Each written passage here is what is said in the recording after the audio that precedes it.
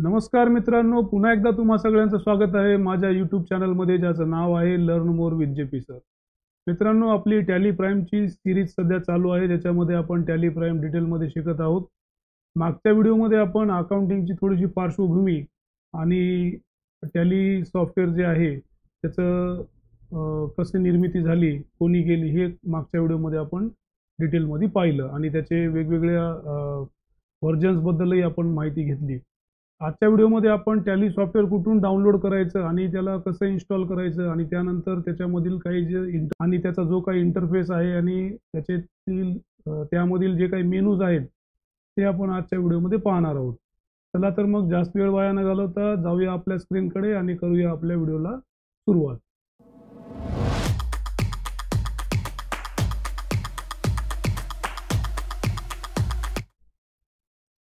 आजच्या व्हिडिओमध्ये आपण टॅली सॉफ्टवेअर हे कुठून डाउनलोड करायचं आणि ते इन्स्टॉल कसं करायचं या संदर्भात थोडक्यात माहिती घेणार आहोत मित्रांनो. सर्वप्रथम तुमचं ब्राउझर ओपन करून घ्या आणि त्याच्या सर्च बॉक्समध्ये टॅली प्राईम टाका. टॅली प्राईम डाउनलोडला सिलेक्ट करून एंटर करा. तुमच्यासमोर एक टॅली सोल्युशन्स नावाची tallysolutions.com नावाची साईट येईल. डाउनलोड नाववर क्लिक करा. जे कोणतं लेटेस्ट रिलीज आहे ते तुम्हाला या ठिकाणी दिसेल. सध्या टॅली प्राईमचं 5.1 रिलीज सध्या चालू आहे. डाउनलोडवरती क्लिक करा. ते डाउनलोड होईल मित्रांनो. ऑलरेडी मी डाउनलोड करून ठेवलेलं होतं. आपण डाउनलोड केलेली सेटअप फाईल डाउनलोड फोल्डरमध्ये आहे मित्रांनो. त्याच्यावरती डबल क्लिक करून त्याला रन करा. रन केल्यानंतर थोड्या वेळामध्ये तुमच्यासमोर एक नवीन डायलॉग बॉक्स ओपन होईल. इन्स्टॉलवरती क्लिक करा. आपलं ॲप्लिकेशन सी ड्राईव्हमध्ये प्रोग्राम फाईल्स आणि त्यामध्ये टॅली प्राईम या फोल्डरमध्ये ते इन्स्टॉल होत आहे. इन्स्टॉल झालं. Start tally prime.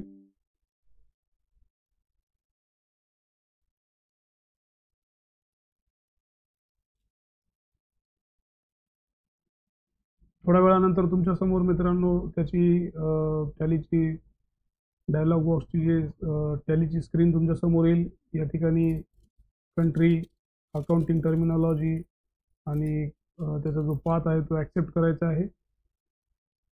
आपल्याला जर लायसन व्हर्जन असेल तर या ठिकाणी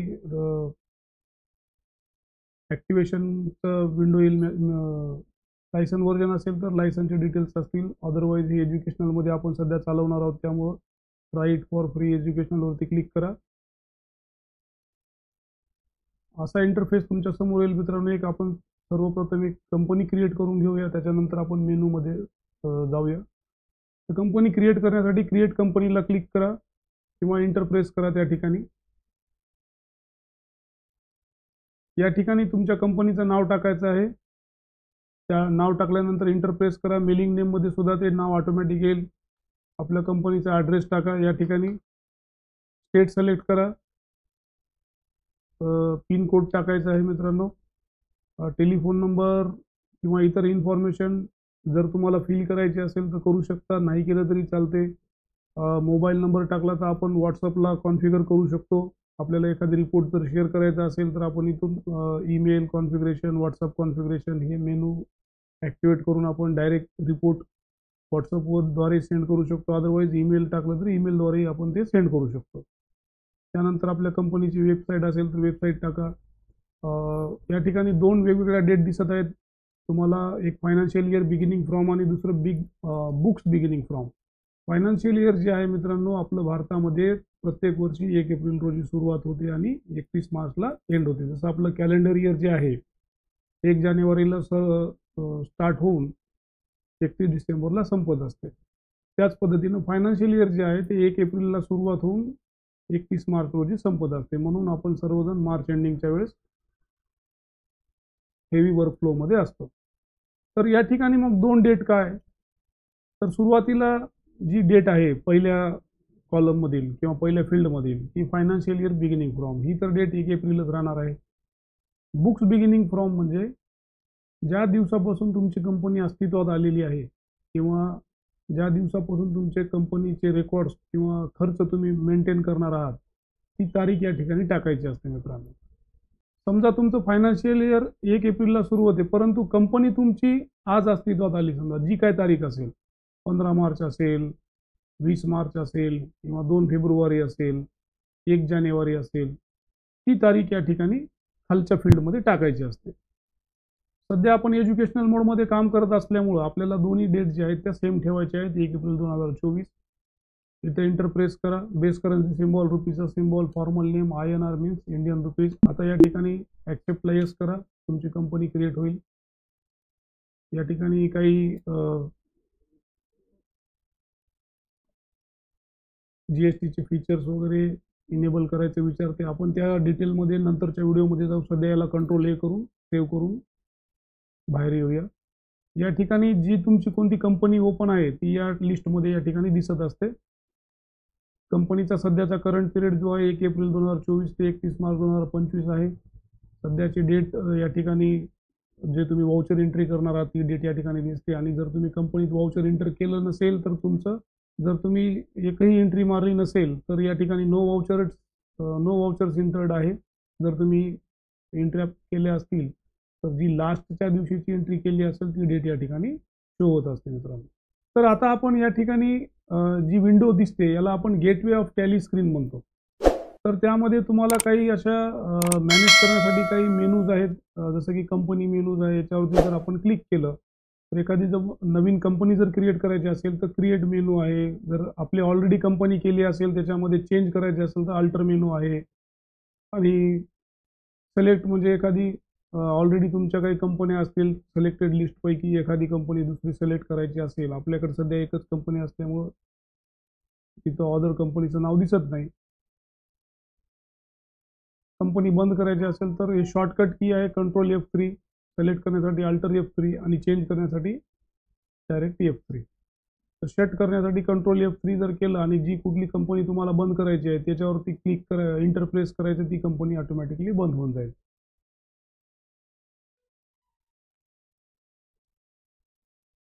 ऑनलाईन ॲक्सेससाठी कनेक्ट वगैरे हे रिमोटली ॲक्सेस करायचे असतात. त्या कंपन्यासाठी हे फीचर्स आहेत.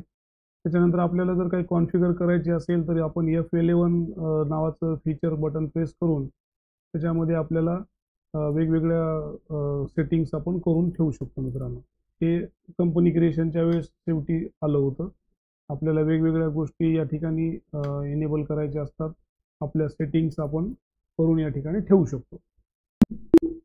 त्यानंतर सिक्युरिटी काही ठेवायची असेल, टॅली वॉल्ट काही पासवर्ड वगैरे ठेवायचा असेल, security features, Tally Vault feature जर आपण इनेबल केलं तर आपल्याला जर आपण चुकीने जर समजा पासवर्ड विसरला तर आपला डेटा इरेज होऊन जातो, आपल्या काही कामाचा राहत नाही. आणि ऑनलाईन ॲक्सेस आपण कंपनी रिमोटली कुठून दुसऱ्या ठिकाणावरून हँडल करू शकतो किंवा दुसऱ्या कोणा व्यक्तीला आपण रिमोटने हँडल करायचा अधिकार देऊ शकतो. हे रिमोट ॲक्सेस, ब्राउझर ॲक्सेस त्यासाठी असतात. त्याच्यानंतर डेटा बॅकअप, रिस्टोर, तुमची कंपनी स्प्लिट करायची असेल, रिपेअर करायची असेल, मायग्रेट करायची असेल तर आपण या ठिकाणी त्या डेटा मेनूमधून त्याला यूज करू शकतो. आणि आपला डेटा पाथ सेट करायचा असेल तर आपण इथून करू शकतो. एक्सचेंजमध्ये आपलं GSTचे लॉग इन डिटेल्स या ठिकाणी ठेवू शकतो. सेंड ई-वे बिल वगैरे, GSTचे रिटर्न अपलोड करायचे, डाउनलोड करायचे, सगळ्या गोष्टी आपण या ठिकाणाहून करू शकतो. त्याच्यानंतर गो टूमध्ये आपण वेगवेगळ्या ठिकाणी टॅलीच्या कंपनीमध्ये किंवा प्रवेश करू शकतो. समजा आपल्याला बँकिंग युटिलिटीज बघायची असेल किंवा अकाउंटिंगचे वेगवेगळे रिपोर्ट्स बघायचे असतील, ग्रुप रिपोर्ट बघायचे असतील, लेजर रिपोर्ट्स बघायचे असतील तर पूर्वी डिस्प्ले, अकाउंट रिपोर्ट अशा वेगवेगळ्या लॉंग कट्स असायचे. आता हे डायरेक्ट शॉर्टकट्स आहे मित्रांनो. त्यानंतर इम्पोर्ट, डेटा इम्पोर्ट एक्सपोर्टसाठी हे 2 मेनूज आहेत. इम्पोर्टमध्ये आपल्याला मास्टर्स, ट्रान्झॅक्शन्स, वाउचर्स वगैरे काही किंवा बँकेचे डिटेल्स किंवा GSTचे रिटर्न्स इम्पोर्ट करायचे असतील तर आपण या इम्पोर्ट बटनवरून क्लिक करून करू शकतो. एक्सपोर्ट करायचे असतील तर आपण इथून एक्सपोर्ट बटनवरून क्लिक करू शकतो. आणि आपल्याला जर काही रिपोर्ट्स डायरेक्टली शेअर करायचे असतील आपल्या क्लायंटसोबत, आपल्या शेअरद्वारे क्लिक करून त्या ठिकाणाहून करू शकतो. ईमेलद्वारे करू शकतो, व्हॉट्सअपद्वारे करू शकतो. डायरेक्ट PDF अटॅच होते आणि व्हॉट्सअप किंवा ईमेलद्वारे आपण त्यांचे रिपोर्ट शेअर करू शकतो. प्रिंट करायचे असेल तर आपण रिपोर्ट प्रिंटसुद्धा या ठिकाणी प्रिंट मेनूमधून करू शकतो. कॉन्फिगरमध्ये प्रिंटमध्ये काही सेटिंग करायचे असतील, वेगवेगळे प्रिंटर निवडायचे असतील किंवा त्याचे काही फॉर्मॅट्स निवडायचे असेल तर आपण त्या पद्धतीने ते कॉन्फिगरेशन करून घेऊ शकतो. हेल्प मेनूमध्ये तुम्हाला टॅलीमध्ये काही हेल्प पाहिजे असेल तर आपण किंवा TDLs काही ॲक्टिवेट करायचे असतील तर ते त्या ठिकाणावर आपण करू शकतो. कोणतं नवीन काय फीचर्स यामध्ये आलं तर व्हॉट्स न्यूमध्ये आपल्याला समजतंय. काय अपग्रेड असेल तर अपग्रेड करता येते. टॅली शॉपमधून तुम्हाला काही TDL वगैरे परचेस करायचे असतील तर तुम्ही परचेस करू शकता. तुमचं व्हर्जन कोणतं आहे हे अबाउटमधून समजते आपल्याला आणि आपल्याकडं लायसन्स आहे का नाही हे सगळं आपल्याला डिटेल इथून समजत असते मित्रांनो. त्यानंतर इकडं व्हर्टिकल बारमध्ये F2 डेट जर चेंज करायची असेल तर F2 शॉर्टकट आहे. त्यानंतर F3 कंपनी चेंज करायची असेल तर कंपनीचे शॉर्टकट आहेत.